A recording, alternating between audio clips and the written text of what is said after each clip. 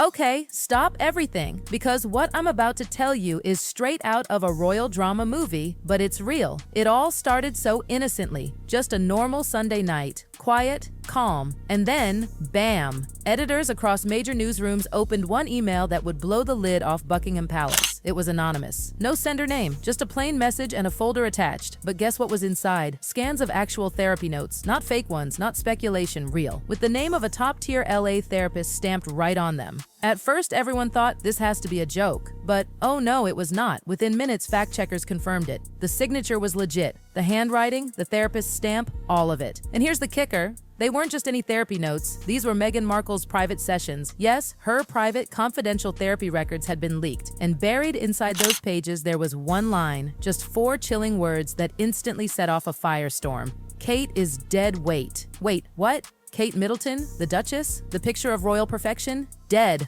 weight. The internet practically combusted. Hashtags exploded.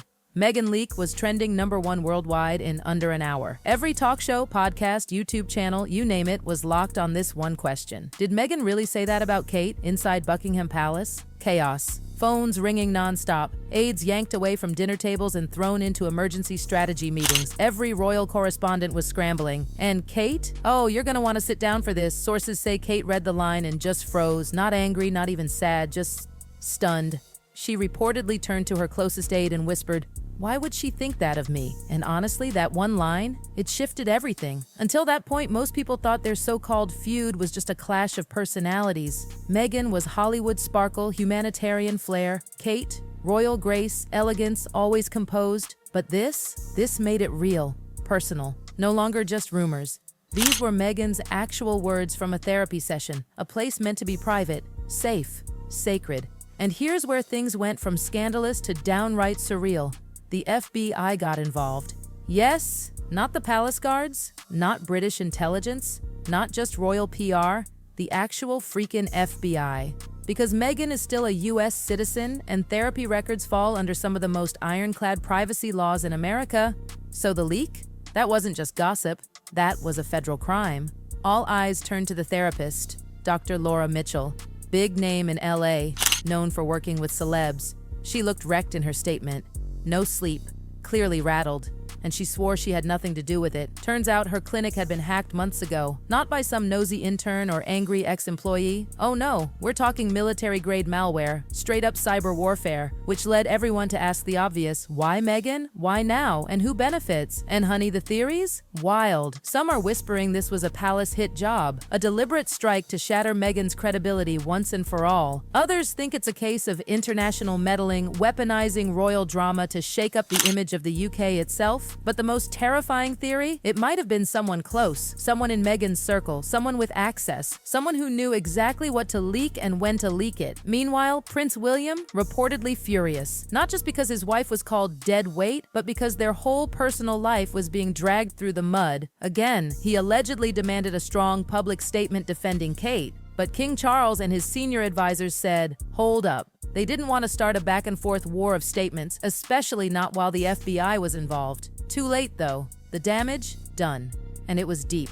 This wasn't just about the press. This was emotional, raw, real. Behind the scenes, Kate, our always poised future queen, reportedly took a step back from public duties. Sources say she was devastated, quietly hurting. She'd always tried to keep the peace with Meghan, even when the headlines were brutal. She'd even offered help in the early royal days. Advice, support, kindness. So to read the phrase, dead weight? It cut deep. And Meghan? She was shaken too, not just from the public dragging, but from the breach of trust. That therapy room was supposed to be her safe space, a place where she could vent, cry, rage, without judgment. Now, her rawest thoughts were everywhere. William was allegedly boiling over, calling out the palace for playing nice while his wife was publicly dragged. According to insiders, he snapped, "She wants to dismantle this family piece by piece, and we're supposed to act like everything's fine?" Meanwhile, the press twisted the quote into a sensational headline. Meghan calls Kate dead weight. All caps. No context, no nuance, just drama. Some defended Meghan, saying the quote came from a place of pain.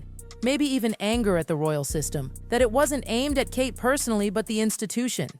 But let's be real, the internet doesn't do subtlety. The phrase, burned into public memory, turned into memes, headlines, TikToks, and now it's almost impossible to untangle truth from spin. Meghan's team scrambled for legal options. Dr. Mitchell's clinic swarmed by FBI agents. Every file, every log, every security system torn apart. This wasn't just a leak, it was a digital heist, and whoever pulled it off knew exactly what they were doing. So let's talk about what happened after the quote went public, because it didn't stop with just emotional shock and viral hashtags. Oh no, this was the beginning of a meltdown inside Buckingham Palace like we haven't seen in years. The whole place? On edge, royal aides were reportedly walking on eggshells. Every move, every whisper, every phone call suddenly felt dangerous. They didn't know who to trust anymore. Kate, who's known for always keeping her cool, quietly pulled back from her regular royal appearances. On the outside, calm, graceful, the same polished Duchess we've always seen, but privately, sources say she was shattered. Not angry, but wounded. Because let's not forget, this wasn't a press quote or some unauthorized book.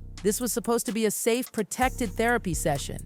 And William, he was done. No more Mr. Nice Prince. He wanted a direct, firm response to the leak. Enough tiptoeing. He wanted the palace to stand behind Kate and publicly defend her. But the king and top advisors were hesitant. They were afraid of escalating things, especially with the FBI now neck-deep in the case. But Meghan was devastated in a whole different way. Not because of the headlines, those she's faced before, but because her most private space had been shattered. That therapy room was one of the few places she felt she could say anything. No judgment, no press, no filters. Now, even that space had been ripped away from her, and guess what? Her words were now a weapon being spun across social media like wildfire. Back in LA, Dr. Laura Mitchell's clinic had turned into a digital crime scene. FBI agents were tearing through every encrypted server, every backup file, every keystroke. What they found? Chilling. This wasn't some bored hacker looking for dirt. This was surgical. A precise, coordinated cyber attack using software so advanced, investigators said it was the kind of tech they usually see in espionage. Not gossip leaks, state-level sophistication. The virus had slipped into the system silently, extracted only the files they wanted, and disappeared, without triggering any alerts. And the most unsettling part? No one knew it happened until it was too late.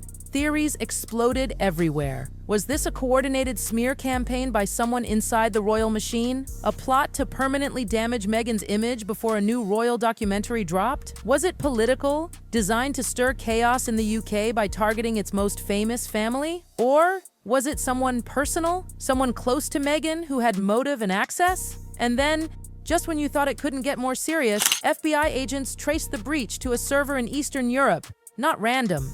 That region is a hotspot for cybercrime, international surveillance, and political manipulation. The trail, though, so buried under fake identities and VPNs that it hit a dead end. Whoever did this was very experienced, probably very well funded, and clearly had an agenda. Inside the palace, panic turned into paranoia. Suddenly, the royals weren't just worried about scandal, they were worried about being watched, monitored, exposed. Senior aides were told, no more personal phones, no sensitive messages through email. Private family matters must now be discussed face-to-face, behind closed doors. It was like the palace had gone into digital lockdown. King Charles, reportedly alarmed, held a secret emergency meeting. Not just to talk PR, but to review internal security protocols. One source said it felt like a royal bunker, tense, secretive, eyes darting everywhere. And even Queen Camilla got involved, pushing for discretion, unity, and damage control. But behind the walls, the family was anything but unified. Thousands of miles away, Prince Harry was absolutely livid. He didn't care about PR rules or media strategy anymore. To him, this wasn't just about a hacked file. This was about Meghan being targeted, again, and the palace once again refusing to publicly stand up for her. He was reportedly furious at the silence from his own family. According to insiders close to Harry, he believed the palace's refusal to speak up sent a loud message. That image mattered more than truth, that protecting the firm was more important than protecting Meghan. And Meghan, still silent.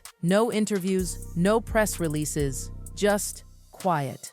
But those close to her say she was crushed, not because she said the words, but because those words, spoken in total vulnerability, had been ripped from her and turned into tabloid headlines. She never thought those notes would be seen by anyone but her therapist, one friend said. She was just trying to cope, and now it's out there, twisted, mocked, and memed. And let's be honest, the phrase "Kate is dead weight" was everywhere. On shirts, in YouTube thumbnails, on late-night jokes. It had taken on a life of its own. Whether Meghan meant it politically, emotionally, or out of exhaustion, it didn't matter. The public had already decided what it meant. Some people saw Meghan as an ungrateful disruptor, tearing down tradition and attacking the very people who welcomed her in. Others saw a woman breaking down, finally snapping after being held to impossible standards, punished for speaking raw truth in a private space. Even celebrities weighed in. Some defended Meghan's right to privacy. Others slammed the harshness of her words about Kate. The debate, no longer just about the quote, it was about privacy, loyalty, mental health, and the impossible line women walk between speaking out and being likable. And as the media frenzy raged on, the most terrifying question hung in the air. What else is out there? If Meghan's private notes weren't safe, who else's secrets were at risk? Weeks passed, no arrests, no official suspects, just silence. The digital trail had gone cold, but the damage was permanent. Meghan's image took a hit, big time. Kate? Quiet as ever, but the public sympathy swung in her favor. Grace under fire, they called it. Classic Kate. And the monarchy, once the most secretive institution in the world, had been dragged, kicking and screaming, into the digital age. Naked, exposed, vulnerable, and somewhere out there, whoever started this whole storm was still quiet, watching, waiting, because if one stolen phrase could do this much damage, what else is waiting to explode?